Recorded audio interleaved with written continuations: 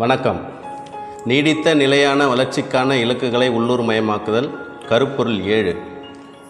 சமூக நீதி மற்றும் சமூக பாதுகாப்பு உள்ள கிராம ஊராட்சி. ஒரு கிராம ஊராட்சி என்பது சமூகம் சார்ந்து, அதாவது சமூகத்தில் குழந்தைகள், பெண்கள், முதியோர்கள், மாற்றுத்திறனாளிகள், மூன்றாம் பாலினத்தவர், அதாவது திருநங்கைகள், SC ST பிரிவினர், இவங்களுடைய சமூகத்தில் அனைவரும் சமமாக வாழணும். அதற்கு தேவையான அரசு திட்டங்கள்லாம் பயனடையணும். நான் குழந்தைகள் நலமாக வாழணும் அப்படின்றது தான் நோக்கம்.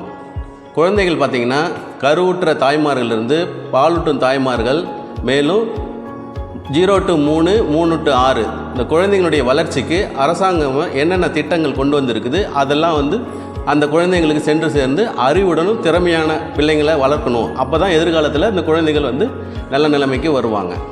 அதே போல் பெண்கள் பார்க்கும்போது ஒரு ஊராட்சியில் பெண்கள் எந்தெந்த வகையில் சுயஉதவி குழு மூலமாகவும் அரசு திட்டங்கள் மூலமாகவும் பயனடைஞ்சு ஒவ்வொரு குடும்பத்துக்கும் எதிர்காலத்துக்கு தேவையான அனைத்து விதமான நிதி ஆதாரங்களையும் பெற வேண்டும்.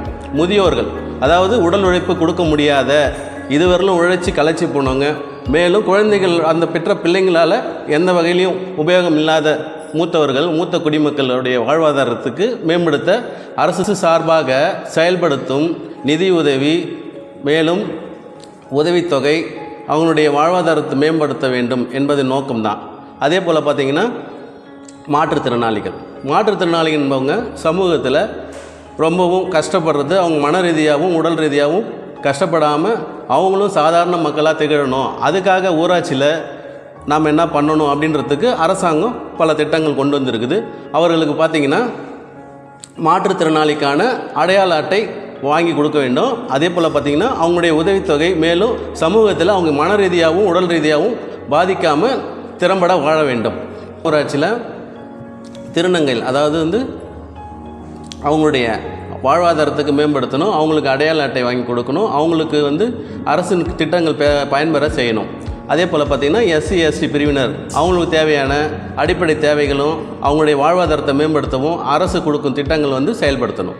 இதை நோக்கம் என்னான்னு கேட்டிங்கன்னா சமூகத்தில் அனைவரும் சமமாக இருக்கணும் அப்படின்றது தான். இந்த மாதிரி சமமாக இருக்கும்போது தான் ஒரு கிராம ஊராட்சி சிறந்த ஊராட்சியாக திகழும்.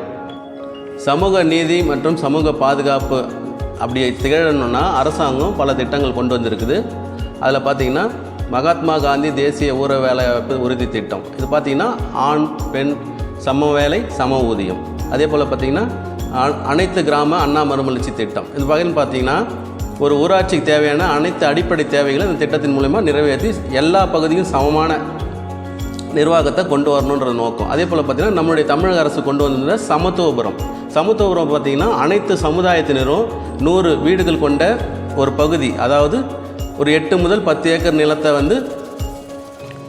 ஒன்றாக கொண்டு 100 வீடுகள் கட்டி அதில் அனைத்து சமூகத்தினரும் இடம்பெற செய்வாங்க.